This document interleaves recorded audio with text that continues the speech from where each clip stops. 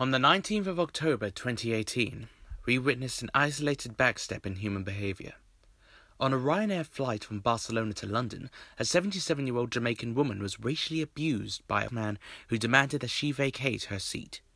He labelled her with such abhorrent phrases. Don't talk to me in a foreign language, you stupid ugly cow. Ugly blasted. The woman's husband had been dead for a year, and her daughter was taking her away on a break to uplift her spirits amongst her depression. And this was an attack motivated solely by racism, plain and simple. So what happened? The crew moved her away from the man, and he could carry on his flight in peace. A black woman was forced to relinquish her seat under the demands of a white man. It does sound a little bit familiar. It's a searing modern retake on what was one of the most darkest periods of modern black history.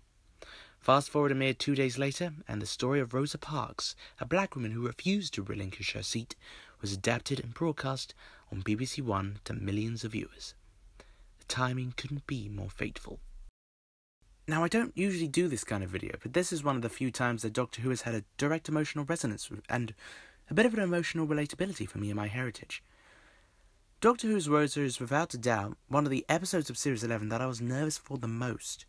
This is a topic that could have gone so horribly wrong, but instead was absolutely handled excellently. Mallory Blackman, the first woman of colour to write for Doctor Who, did a wonderful job with the episode, bringing her knowledge to the table under Chris Chibnall's hand of showrunning to create what is, in my view, the best historical episode since Vincent and the Doctor. And I've got to say, I have missed these. And personally, speaking as a mixed-race, half-Jamaican guy whose ancestry has gone back to slavery times, this episode hugely resonated with me more than I could have ever expected. What it manages to do is cover the past while still managing to feel relevant now. The opening scene is honestly one of the most downtrodden opening scenes that Doctor Who has ever had.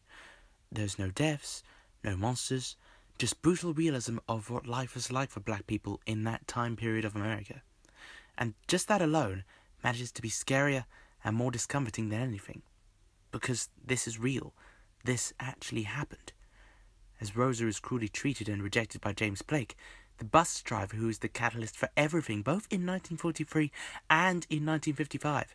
I have to take a moment and give absolutely maximum kudos to Vinette Robinson, who portrays the role of Rosa Parks outstandingly. The sleeper hit is when Ryan becomes a victim of abuse, and being threatened with being lynched before everyone, despite his good intentions.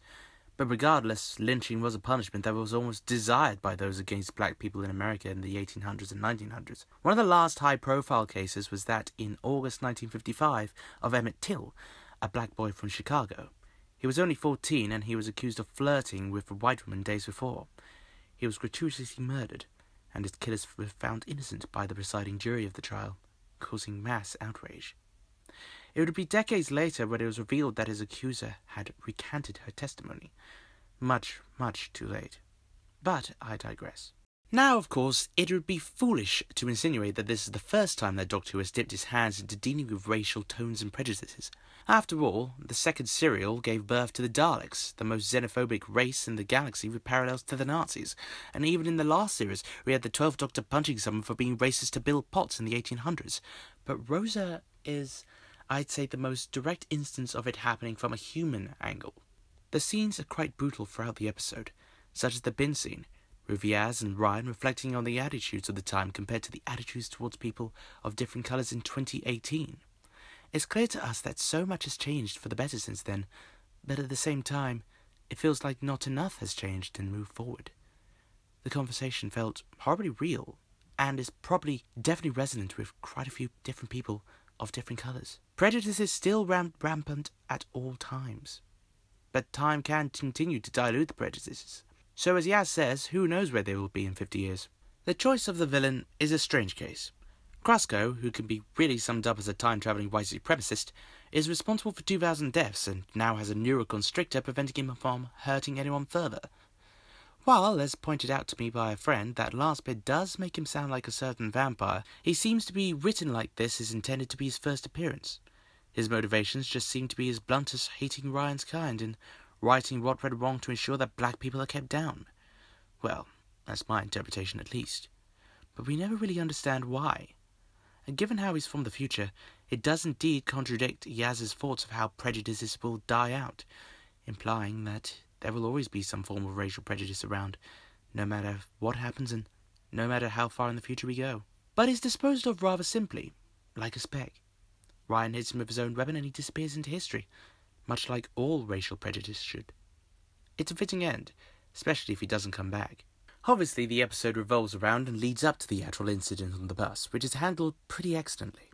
Before the episode aired, I was concerned that the Doctor and team would end up affecting and influencing Rosa's decision to stay on the bus, but in reality, all they did was get her onto the bus. But the choice was all Rosa's, and it was pretty painful to watch.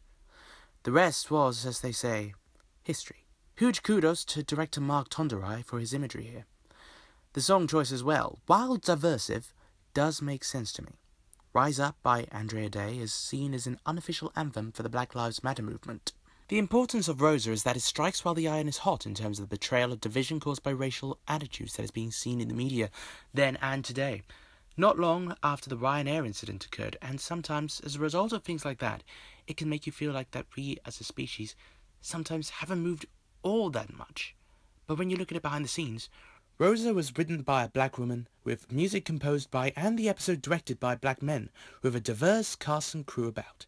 it tells the story of one of the most important black women and dictates their struggle at a time where people perhaps need a bit of reminding of just how far we actually have come.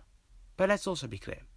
Racism isn't the only problem that we have to contend with in the modern day, and not the only one that should be eliminated. Xenophobia, homophobia, transphobia, all things like that deserve the same treatment. And one day, maybe we will reach a divine sense of humanity where we can all live peacefully, like that we've seen of the Earth in Gene Roddenberry's vision for Star Trek. Personally, that's probably going to be very far off. But what's the point in a pipe dream if you can't dream, eh?